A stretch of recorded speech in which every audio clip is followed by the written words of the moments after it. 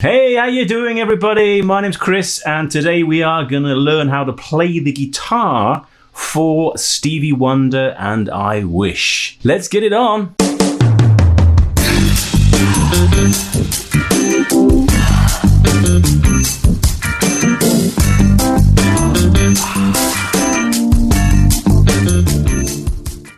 So I'm just going to play the parts that I play and hopefully you can pick up the things that you need. So I'm going to play the bass part first of all. Now, of course, the guitar doesn't play the bass part, but the reason I want to show this is because it's such an awesome bass part on I Wish. It's just like amazing. Probably one of my favorite bass guitar parts ever. And when you get a great bass guitarist playing this, locks into the groove, it just makes the song just so sweet and peachy. It's beautiful. All right, now sometimes I will play that riff because when we play this live, we tend to go into kind of like an improvisation section where that bass riff keeps going, and I'll just jump in on that bass riff sometimes, and maybe the bass guitarist will take a solo or play some different parts, and it just sort of locks in with him. So let's play that bass guitar part for you.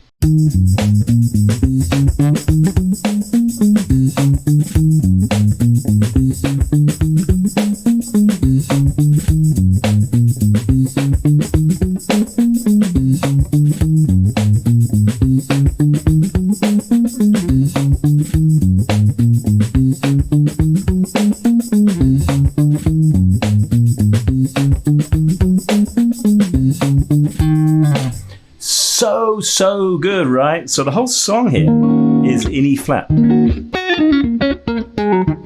Kind of like the black keys on the keyboard, right? And it's kind of intimating this E flat minor 7. It's kind of like a walking bass line. It's quite a stretch for you guys that have got short fingers, but it's great practice for you, man.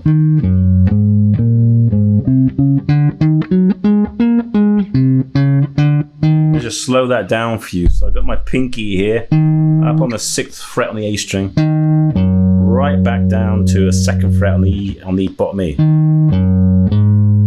4th, 6th, back to the 4th, 3rd, 4th, 5th, which is the first part of the phrase, right? Play it again. Yeah. And the second part of the phrase plays this kind of triad. So it's the root on the 6th, 4th here on the D, 5th on the D, 6th on the D, and the 8th. Let that chromatic run.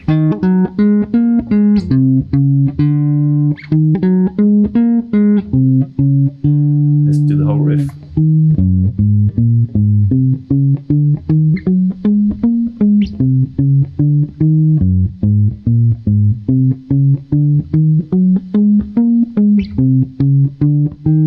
Okay, so the first riff again.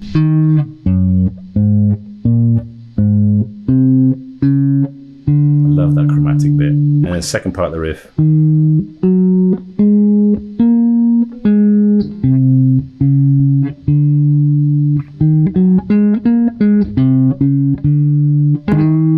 Resolve back to the E.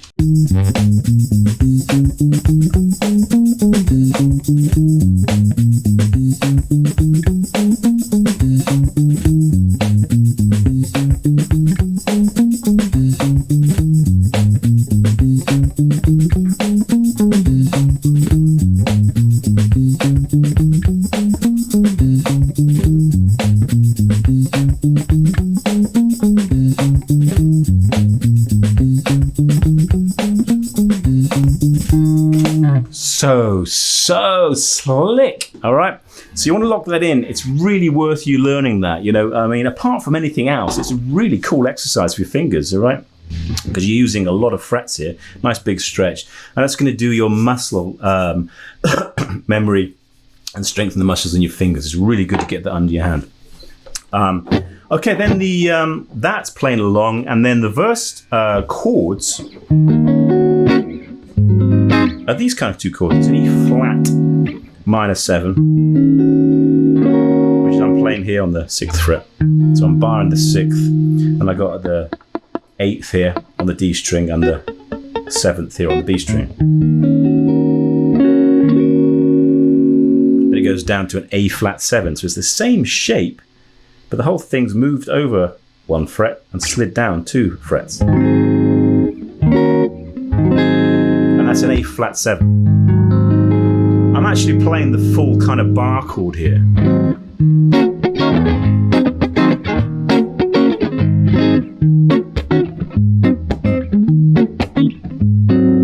Playing that to intimate the bass note here. I wouldn't actually play that necessarily when I'm in the band, because the bass player picks up that, and then the keyboard player will also be kind of hitting that E flat and A flat, and it's just like, you don't want 3 root notes, but for the purpose of this lesson it's kind of good to get your head around that. So I'll just play along.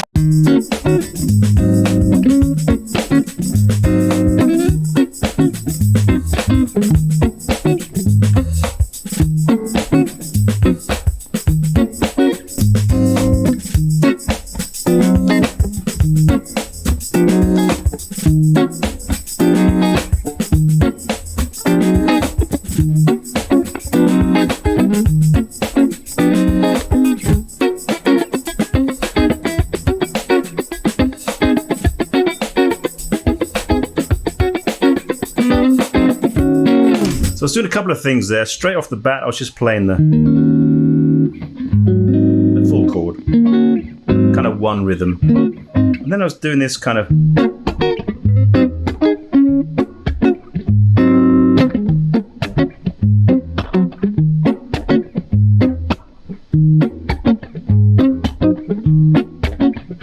That's using a combination of left-hand muting here and also right-hand muting.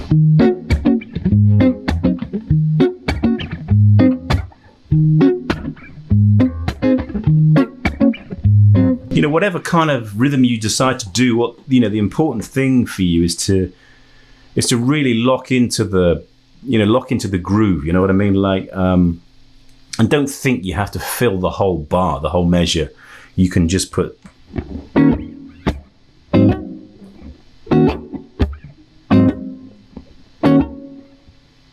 You know, until you get that in time, you know, I cannot stress how important timing is with guitar.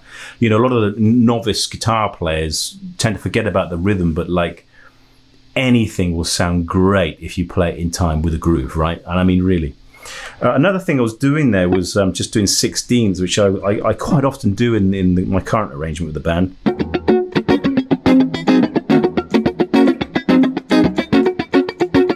And there's a lot of left-hand muting here.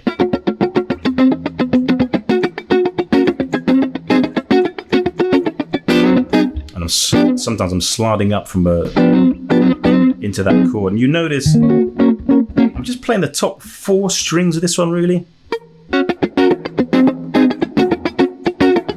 And this one, I'm not really playing the root note of that E flat. And of course, as I said, you know, that's like what the bass player is probably going to hit, and the keyboard player. And then when I do this A flat 7, again, it's like the top 4 strings, really, because that A flat is picked out by the other musicians, right? And I'm sliding into that sometimes.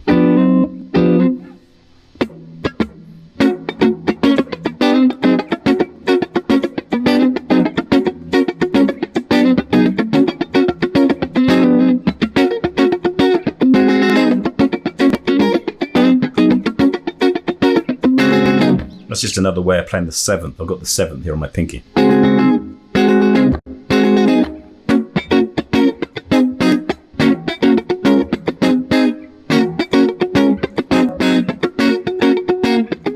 Lots of ways you can play it, right?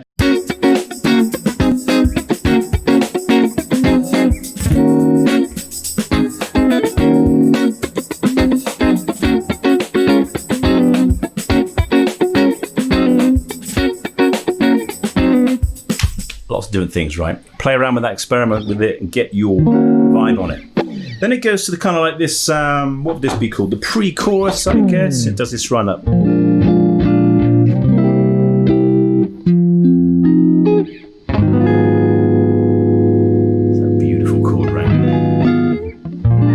it starts here on a B flat 7 to a C7 to an F minor 7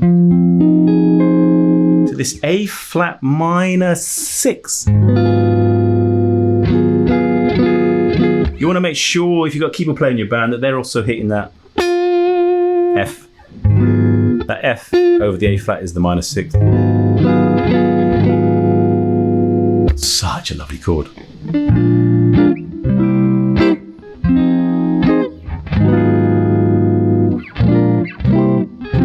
then the last chord, it does sometimes, you could just play a B flat 7, which is like the dominant resolving back to the E flat for the verses. But sometimes, and I think I hear this on the record, I hear a 7 sharp 5. That sounds pretty discordant on its own. But in context, if I'm just playing along here,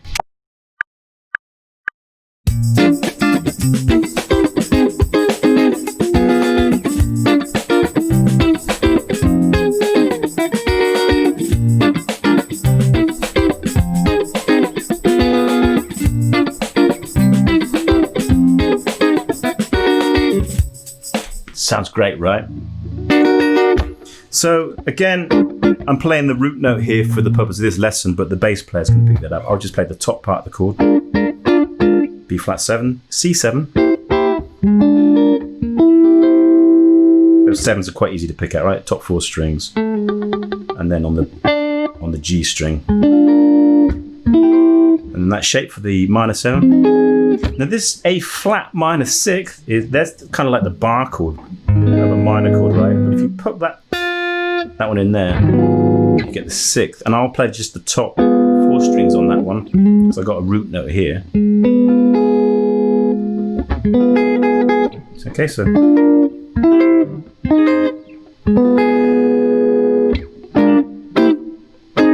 And then this B7 sharp 5, I'll play it this way.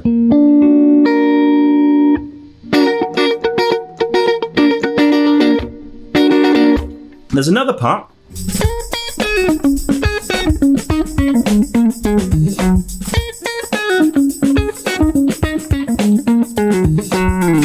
So nice, so funky. Right now, there's a lot of this is a percussive type of staccato type of feel.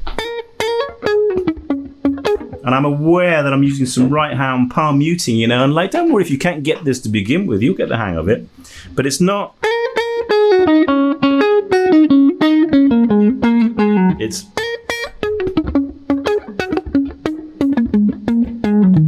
You know, really percussive and funky.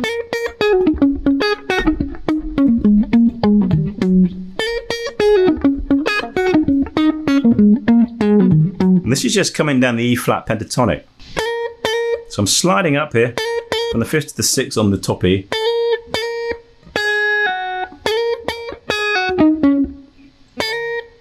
And to the 9, 7. And that is a pull off.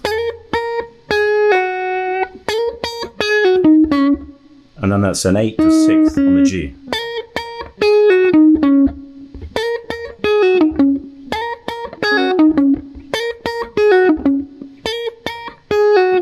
And then here,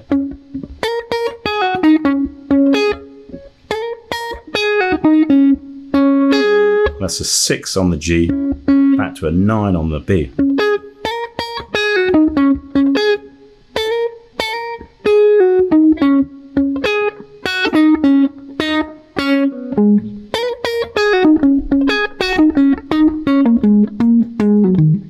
That's the way I hear it. It's played a little bit differently each time. You know, and every time you hear this song played, even with Stevie's band and his musicians, it's always different and they play their own thing. And I don't know how many times I said that on tutorials and with students. It's like, you know, learn the part, learn more or less what it's like, and then play it your own way. You know, put your own thing into it. Second part of the riff.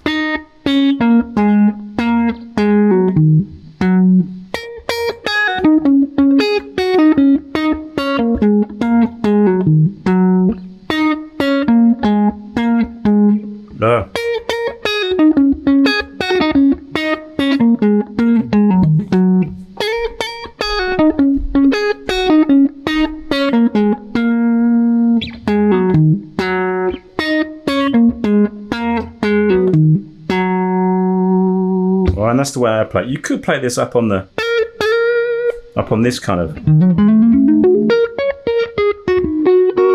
this pentatonic shape up here.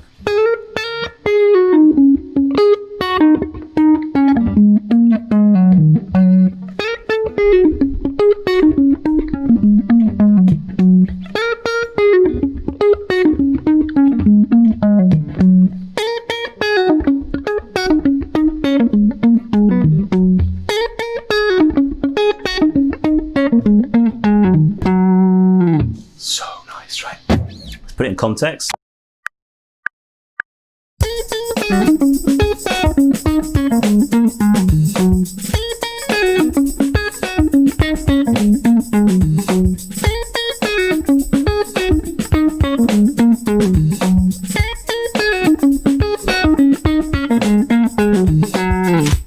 So good, so funky, right? You can have a lot of fun with that. Play around with that. The important thing with that is the percussion. For me, play it your own way. You know, put your heavy metal distortion pedal on if you like. But for me, it's all about percussion and timing. You know, it's really important to get the timing right between the notes on that, so it just sits in the groove.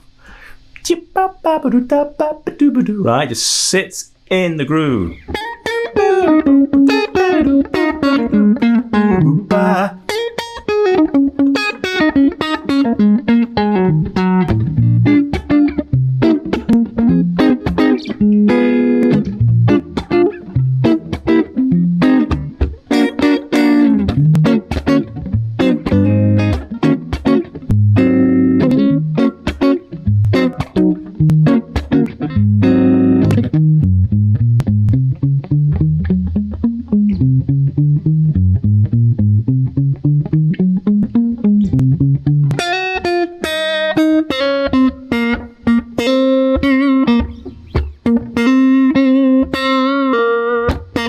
Right, and there's a little brass part, one more part right at the end, which is the brass parts, the horn parts.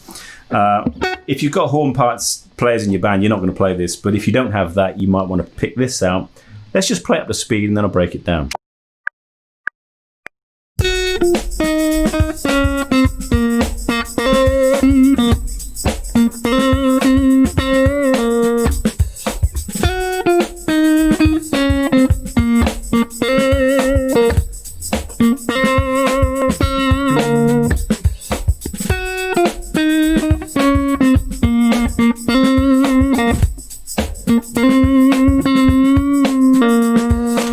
All right, you know, a bit of fun with that. You notice I'm using quite a bit of vibrato on some of that. It's always quite difficult to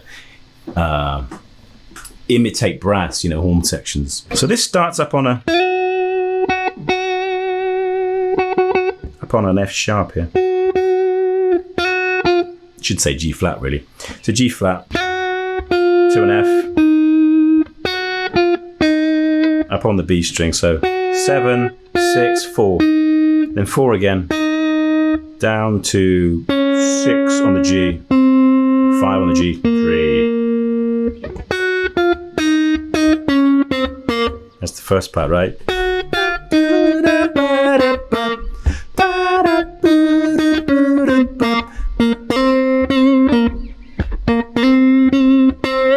There's like a,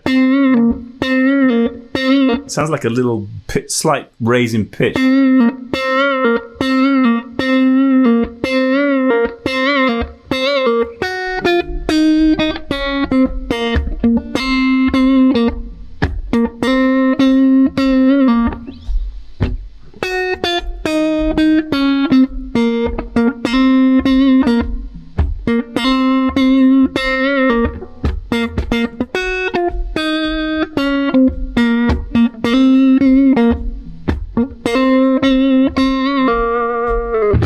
That's like all the parts that I play in the band. You know, when you play funk guitar, you know, it's about sitting in the pocket, chilling out, and thinking about the song as a whole, thinking about it creatively to make your rhythm parts and your syncopated parts really sit in with what everyone else is doing, you know. And that's kind of easier when you're playing along to a drum machine or a metronome. I mean, I highly recommend you do that whenever you do your practice. Just don't sit there and do it without a drum machine or without a metronome. You really want to get to the habit of playing along to something, locking it in, it just forces you to get on the grid. If you find it tricky at first, this is like what, 106 BPM, I think this is.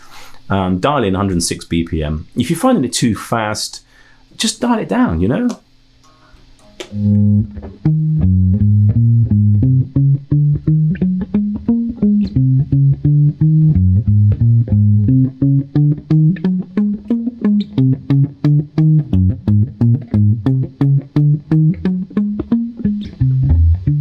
Work on the dynamics, dig in a bit harder, ease off, you know, but get the timing right. You know, the timing is so important for your guitar playing, whatever style you're playing in.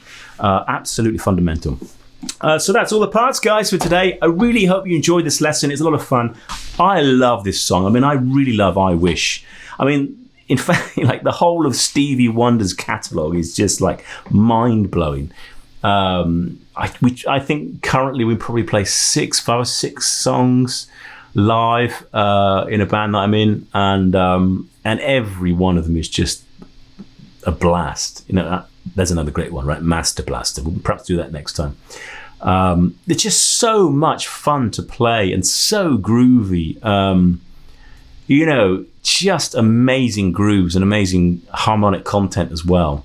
And it always seems to be so, you know, nice bit of tension that resolves so beautifully. It's a beautiful choice of harmonic content in a lot of his tunes, you know. I mean, that 6th that I play there.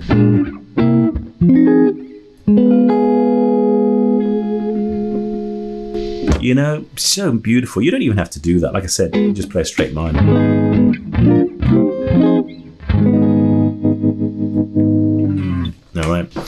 All right, folks, that's it for today. If you like this video, please give me a like. I really do appreciate that. And drop me a comment on what you think about this. You know, like I said, with all my guitar tutorials, I'll give you the basic frameworks. I'll give you all the chords and the rough idea, so it's going to work with a band. But unless you start doing it your own way and putting in your own things and your own licks and your own rhythms, you're never going to develop your own voice. And developing your own voice on guitar is really important. You're not up there to imitate other people and sound like other people. You're up there to imitate yourself, right? And sound like yourself and be yourself. That's the way forward, guys, right? Thanks ever so much. Please subscribe and hit the notification button. It's really important because then you'll get a note when I've got some more content, some more videos coming out. All right, that's all for now. Thanks ever so much for your time. Hope you enjoyed it. Take care. Bye.